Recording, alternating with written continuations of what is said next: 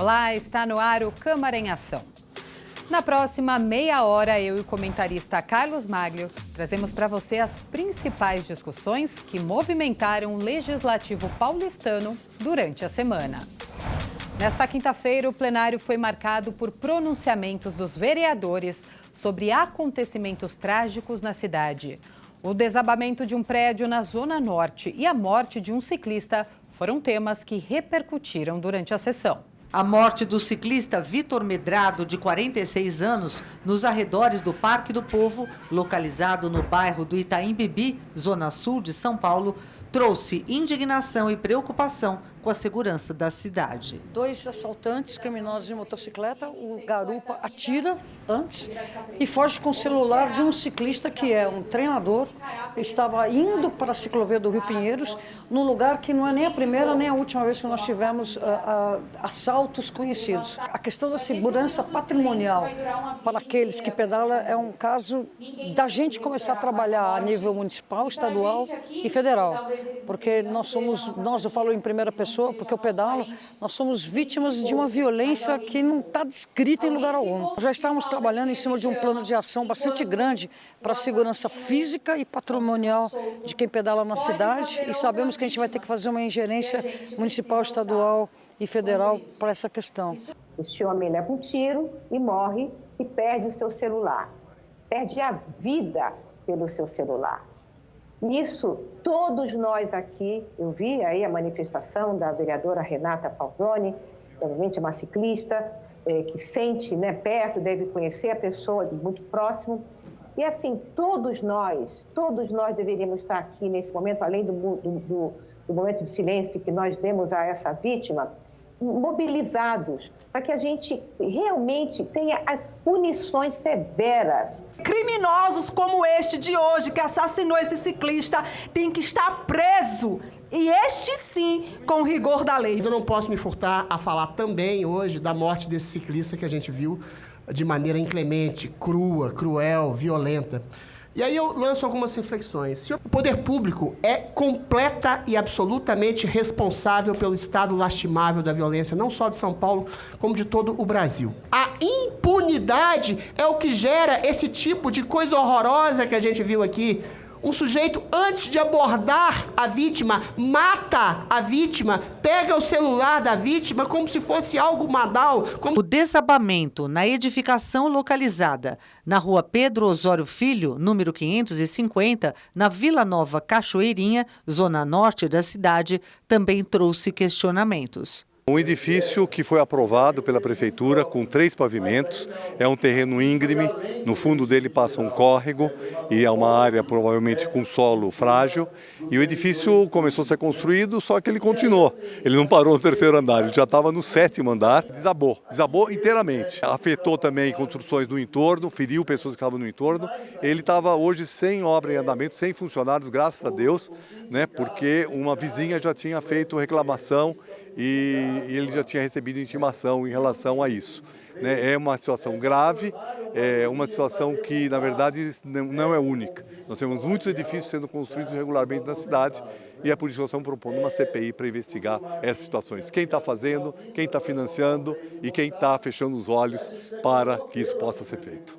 Outros temas também movimentaram as manifestações em plenário, como Universidade à Distância e Carnaval de Rua. Defender o direito dos blocos do carnaval de rua a poderem ensaiar nos lugares públicos, nas praças, nos lugares onde é possível fazer o ensaio e também o direito deles desfilarem nos horários que não são horários espremidos e com sol quente. Eles reivindicam ensaiar principalmente no horário noturno. A minha preocupação é o movimento do Ministério da Educação, e do Conselho Nacional de Educação de uma restrição muito radical do ensino EAD, em especial para as licenciaturas. É uma universidade que já funciona há muitos anos, já formou muitas turmas, tem vários cursos, especialmente na área da licenciatura.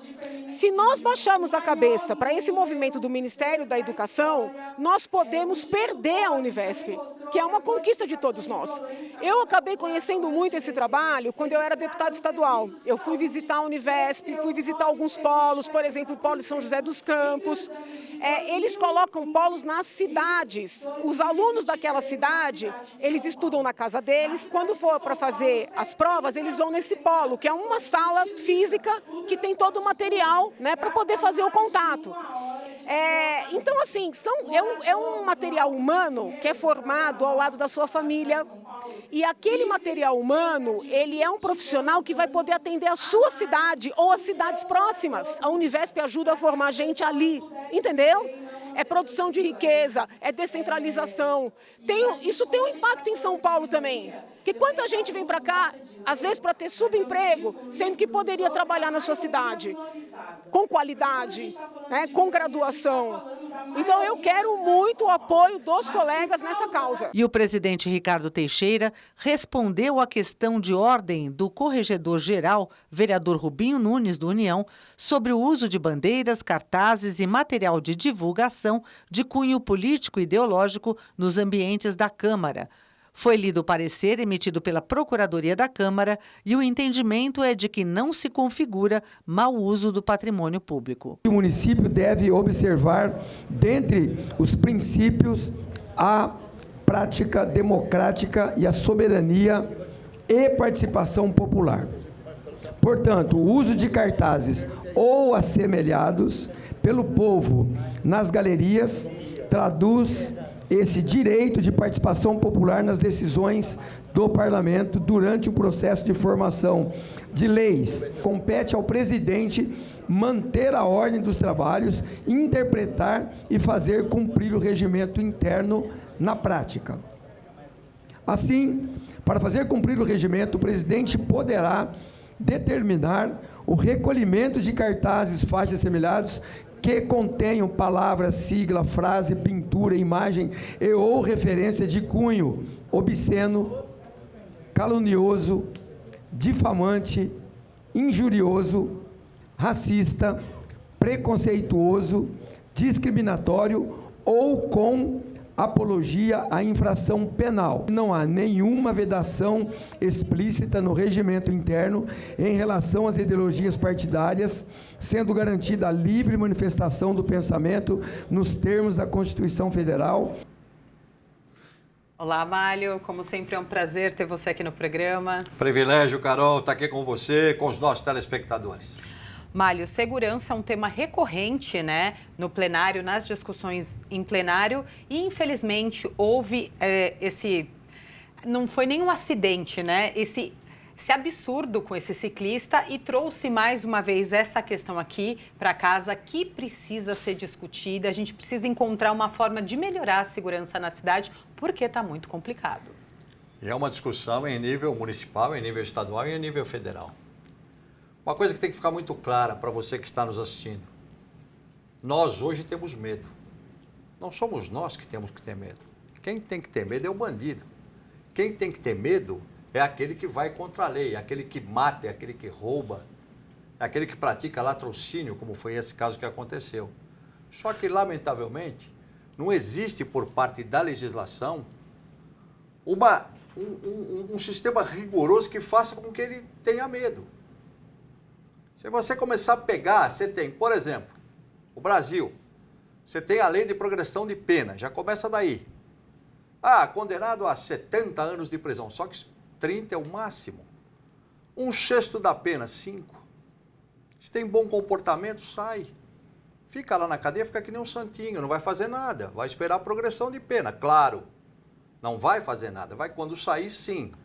Você tem as saídas temporárias, já há uma discussão para tentar se interromper, mas por enquanto ainda elas estão por aí.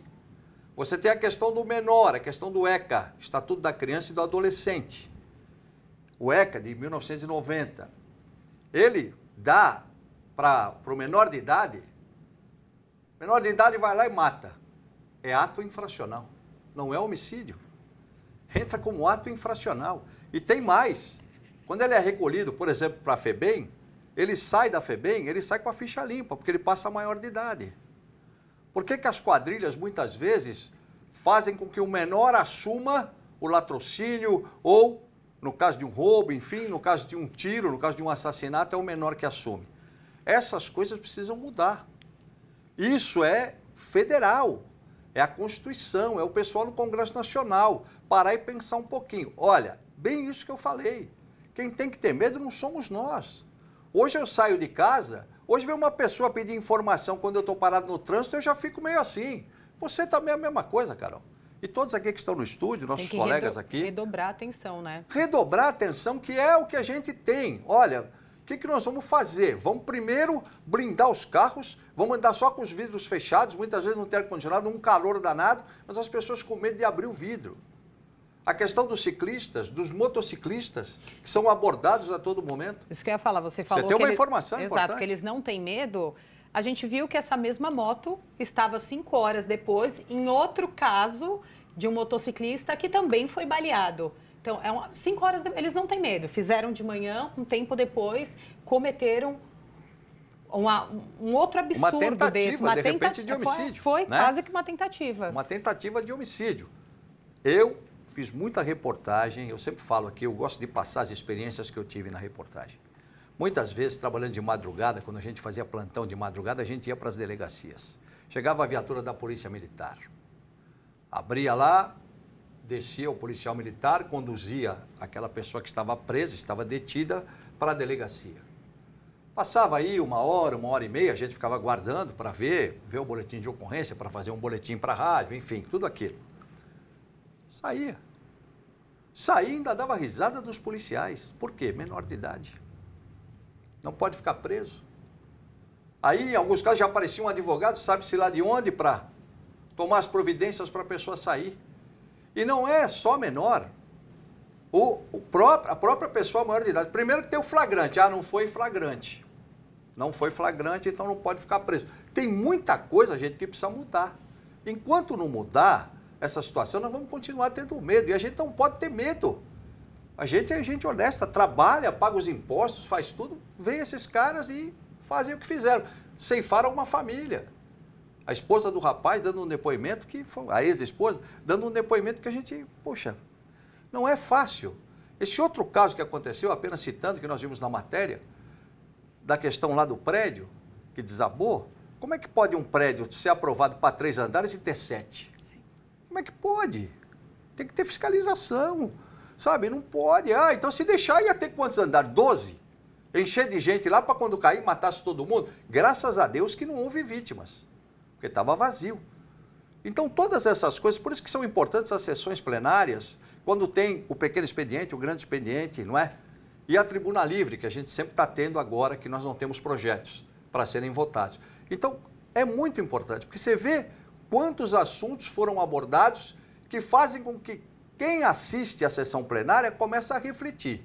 Agora, essa questão da violência só vai melhorar, Carol, o dia que tiver um código penal forte. Senão, nós vamos continuar tendo medo. A gente vai continuar falando sobre todos os assuntos discutidos na Câmara esta semana, mas a gente vai para um rápido intervalo e no próximo bloco você confere outros assuntos discutidos pelos vereadores em plenário ao longo da semana.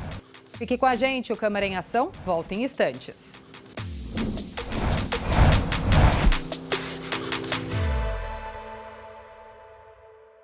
Olá, eu sou o Carlos Malho. Toda sexta-feira às 19 horas nós temos um encontro no Câmara em Ação. Um resumo com as principais notícias da Câmara Municipal de São Paulo. Mas você pode acessar nossa playlist no YouTube. É só você apontar o QR Code do seu celular e se inscrever. Rede Câmara, sua conexão com a política da cidade.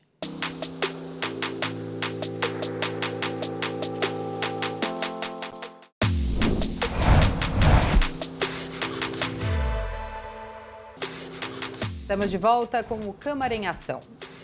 A sessão plenária da última terça-feira foi marcada por discursos dos vereadores sobre gestão da educação, política de meio ambiente e mobilidade na cidade. No discurso No pequeno expediente, o vereador Lucas Pavanato usou o tempo de 5 minutos para defender seu ponto de vista sobre questões de gênero e destacou a importância das livres manifestações na tribuna do plenário. Eu fui eleito com um discurso que é o discurso de que os marcadores biológicos são importantes. Então, numa competição esportiva, não é justo que homens biológicos venham a competir com mulheres biológicas. Só que o pessoal usou toda essa situação para dizer que eu estou me acusar de crime, me acusar de transfobia e, ao mesmo tempo, para tentar inviabilizar o discurso aqui dentro da casa. A maior parte da população concorda comigo. Então, dizer que o meu discurso é transfóbico significa dizer que a maior parte dos paulistanos são transfóbicas e deveriam estar presas. E eu não concordo com isso. No mínimo, no debate, a gente tem que ter espaço para divergência. A gestão da educação na cidade e as medidas que possam garantir ensino de qualidade foram abordadas pelo vereador Celso Gianazzi. É uma fala preocupante que a gente tem. O próprio prefeito Ricardo Nunes tem dito na mídia que ele pretende privatizar a gestão de mais de 50 escolas municipais, um piloto, para depois privatizar a gestão de todas as escolas municipais. E é muito grave, porque o que a gente tem que fazer, a prefeitura tem que fazer com 126 bilhões de reais no orçamento, um orçamento recorde, é colocar esse recurso público na educação pública, valorizando os profissionais da educação, para que a gente tenha a melhoria da qualidade do ensino na cidade de São Paulo. A vereadora Marina Bragante, em seu comunicado como líder, trouxe preocupações sobre as ações ligadas ao meio ambiente da cidade. São Paulo é uma cidade muito diversa, muito grande e muito complexa, e o desafio de proteger o meio ambiente e adaptar a cidade à emergência climática está presente em todos os dias, na periferia, no centro, para todo mundo. Esse é um grande desafio. A economia circular, que olha para a gestão de resíduos, ela entende que a gente precisa produzir coisas que não são de uso único, porque o uso único vira um lixo e não existe lixo, não existe outro lugar. Isso aqui vai tudo ficando no nosso planeta. Então, como é que a gente repensa o que a gente usa, o consumo que a gente tem feito quase que desenfreadamente, em muitos casos desenfreadamente, como a gente reutiliza o que a gente consome, como que a gente recicla. É a gente fazer muita campanha para ensinar e garantir que a população saiba fazer gestão dos resíduos na sua própria casa. Está tudo conectado. Se a gente produz menos resíduo que a gente reconhece como lixo, a gente tem mais espaço para plantar árvore, para ter praça, para viver a cidade também. No grande expediente, o vereador Nabil Bonduque discursou pelo tempo de 15 minutos e trouxe considerações sobre o desenvolvimento da cidade. Uma diminuição muito grande no número de viagens da cidade, 15% caiu o número de viagens, o que significa que as pessoas estão se mobilizando, se movimentando menos na cidade. Essa redução ela é devida, sobretudo, à queda em 2 modais. O modal de transporte coletivo, que teve uma queda muito significativa, e também um modal a pé. Enquanto que as viagens por automóvel, elas praticamente permaneceram iguais, o que fez com que, percentualmente, hoje, as pessoas em São Paulo se deslocam mais de carro e moto, que é o transporte individual motorizado, do que dos demais modais. Isso é preocupante, foi isso que eu procurei trazer aqui. Por quê? Porque, na verdade, tanto do ponto de vista da questão climática, da emissão de gases de efeito estufa, seja do ponto de vista do espaço urbano. Na segunda semana de sessões plenárias, o presidente informou sobre alguns ajustes na dinâmica dos trabalhos em plenário.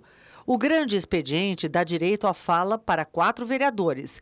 Cada um tem o tempo de 15 minutos. Se houver desistência de algum vereador, os vereadores continuam sendo chamados até que se complete 4 vereadores durante o tempo de 1 hora. Foi uma decisão da maioria da Casa Legislativa, respeitando o regimento interno.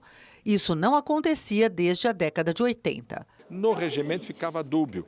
Existia usos e costumes para que, se você chamava só o primeiro, o segundo, o terceiro e o quarto, 15 minutos para cada um. Se um faltasse, esses 15 minutos a gente não poderia passar para a lista de baixo e para dar complemento a 1 hora de trabalhos. Foi questionado, o colégio deles nós votamos e, por esmagadora maioria, o grande expediente, 15 minutos para cada um. O pequeno expediente, 5 minutos para cada um. E vai puxando dentro do tempo de cada expediente. E vai tornar certamente uma sessão plenária com boas discussões, né, vereador? Porque no grande expediente há aquela possibilidade de intervenção a partes, né? E é isso que precisa, né? Você vê que a casa está cheia. Era difícil você entrar no segundo expediente com tanta gente no plenário. Isso mostra que acertamos. Como a gente não pode votar nenhum projeto novo porque não tem as comissões, na semana que vem a nossa ideia é começar a votar a derrubada de veto. Tem 634 vetos para serem analisados. Momento ímpar da casa, mais de 100 projetos protocolados, todos os vereadores já protocolaram o projeto.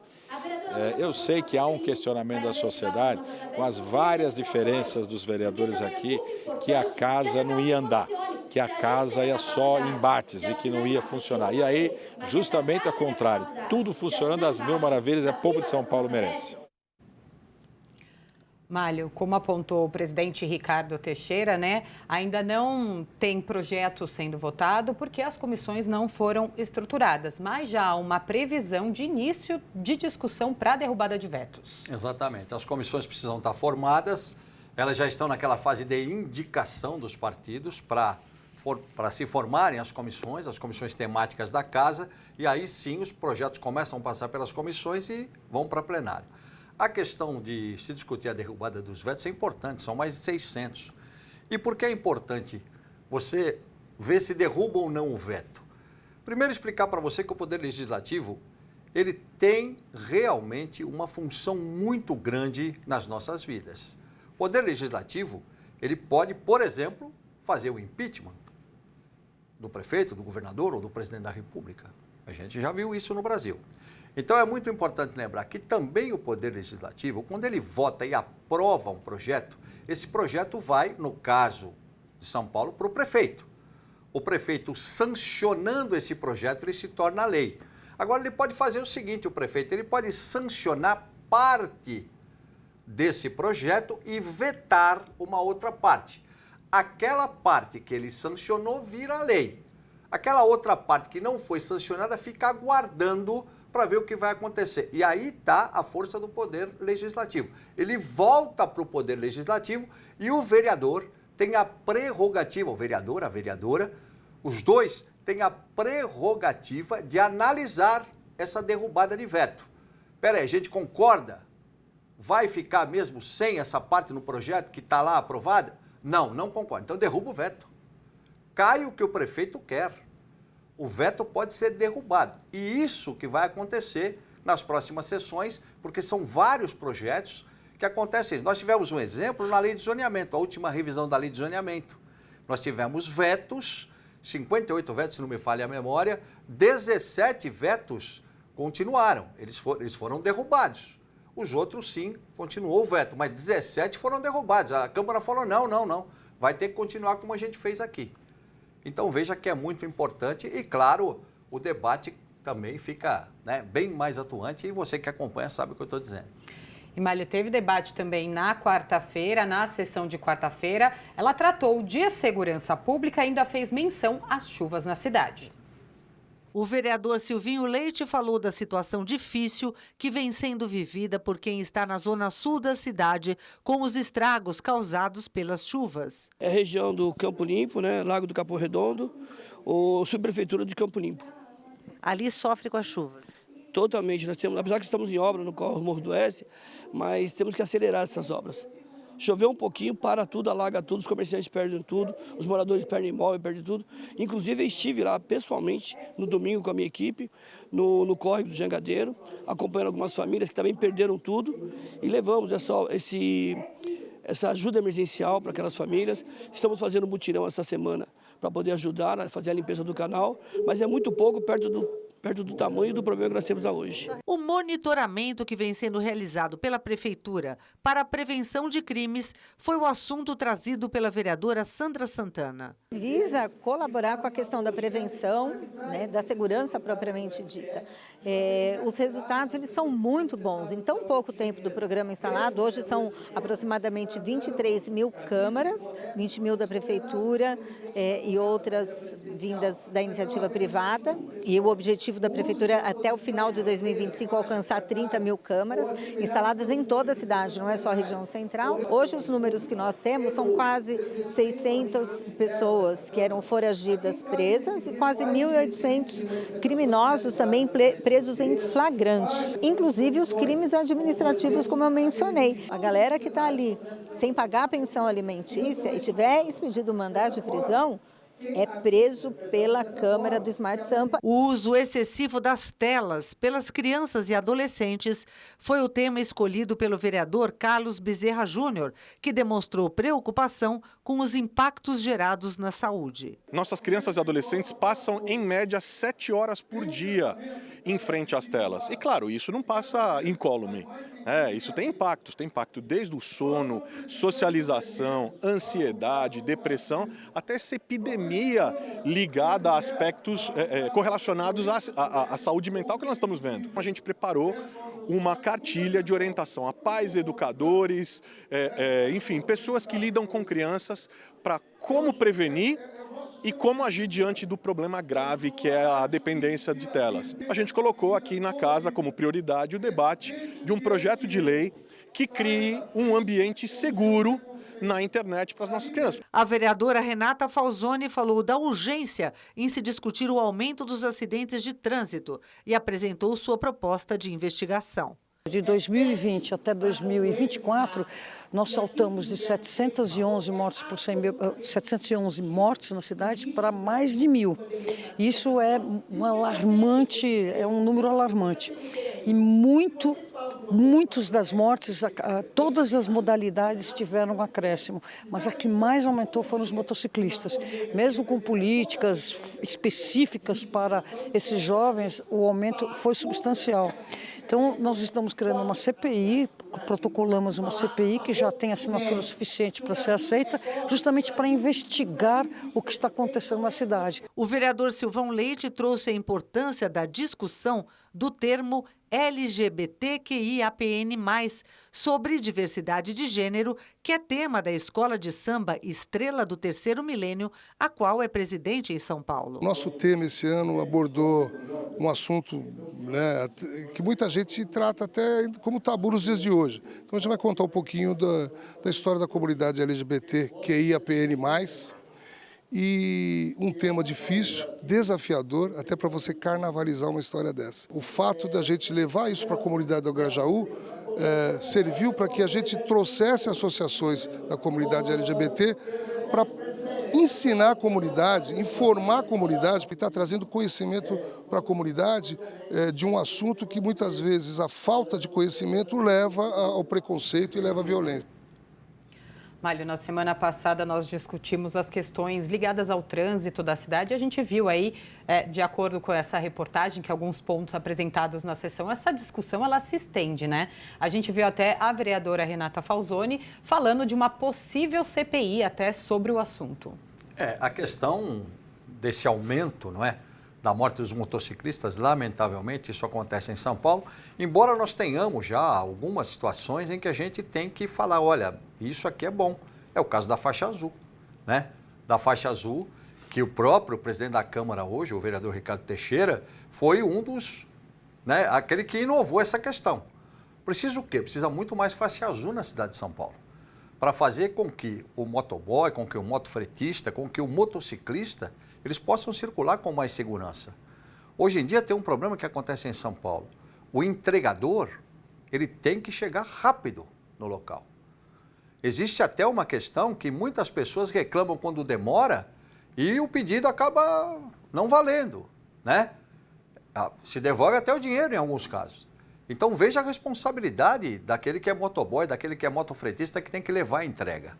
E outras questões também, se fala na questão da chuva, que é uma questão que, evidentemente, nós estamos sofrendo, principalmente no verão um pouco mais chuvoso, a gente está sofrendo, mas existem algumas questões que a gente tem que se debruçar. Por exemplo, piscinão do Pacaembu. Foi feito, foi construído ali em frente ao estádio municipal, que agora está privatizado, na Praça Charles Miller. Acabou a enchente na Avenida Pacaembu. Ali era um caos, o Corpo de Bombeiro toda hora estava com o barco lá. Não era brincadeira, eu trabalhei muito nas reportagens ali quando chovia. Gente quase morrendo, tendo que o carro sendo arrastado. Mas se resolveu. Então é uma questão para se pensar muito, para tentar resolver, porque soluções tem, agora são difíceis também, né, Carol? Exatamente, tem que continuar discutindo, né, Mário? Com certeza. Queria agradecer mais uma vez sua companhia aqui no Câmara em Ação. Privilégio estar aqui com você, com os nossos telespectadores. Acompanhe o processo legislativo, hein? É cidadania. E este foi o resumo dos principais assuntos em discussão esta semana aqui na Câmara Municipal. Fique ligado nas notícias da Rede Câmara no portal saopaulo.sp.leg.br e nas nossas redes sociais. Obrigada pela companhia. Rede Câmara São Paulo, sua conexão com a política da cidade.